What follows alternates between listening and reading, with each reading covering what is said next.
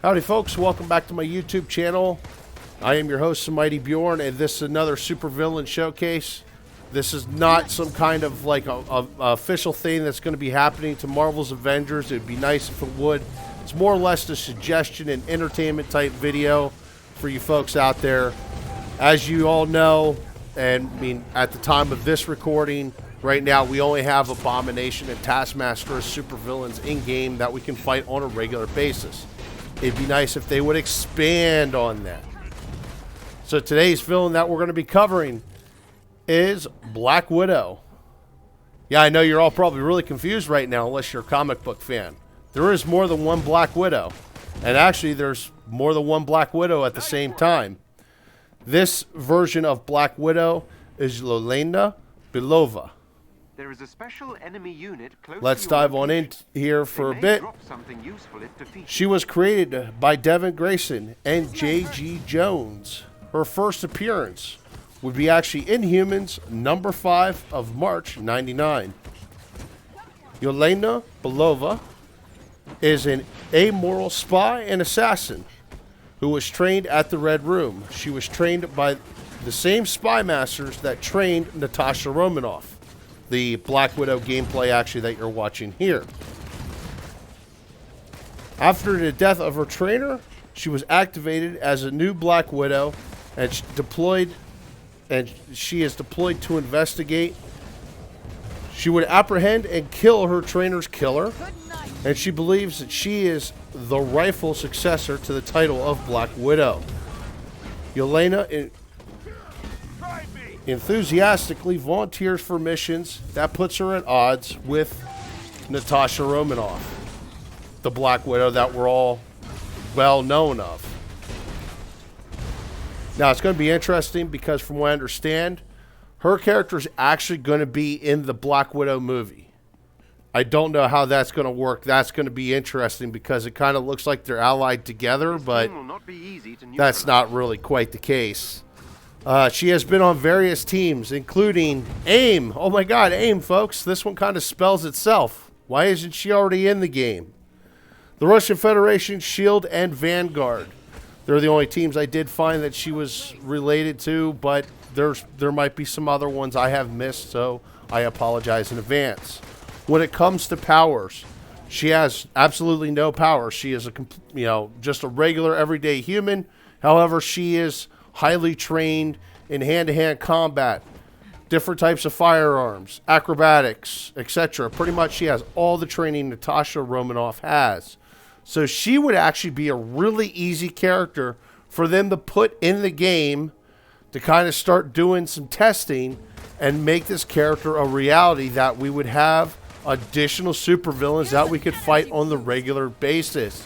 She has all the same tech and gadgets that Natasha Romanoff has. The grappling hook, the Widow's bite attack, the handguns. I mean, it's all here in the game. She would be an easy character to implement.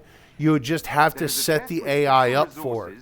Now, with that being said, things I would do to implement the character. Lots of counter striking. Not so much, a lot of dodging with counter striking and a little bit of blocking with counter striking. But the character, I think, would be more geared towards dodging than actually blocking. Using a lot of acrobatics, very fast attacks that don't do necessarily a lot of damage. But obviously, when you start stacking up how many attacks you could do in a quick succession, it would be quite damaging over time.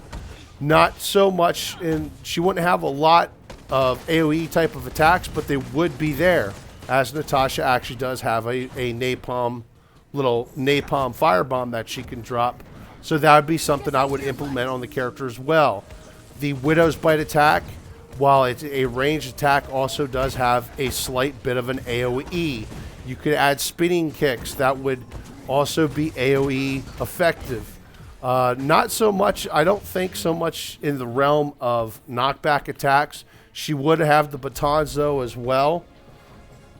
She would have the grappling hook, so she could definitely go from being far away from you to up in your face in pretty quick order, throwing a person off their game at first. You know, there's a lot of different things they could do to make this character work and make this character become a reality in the game.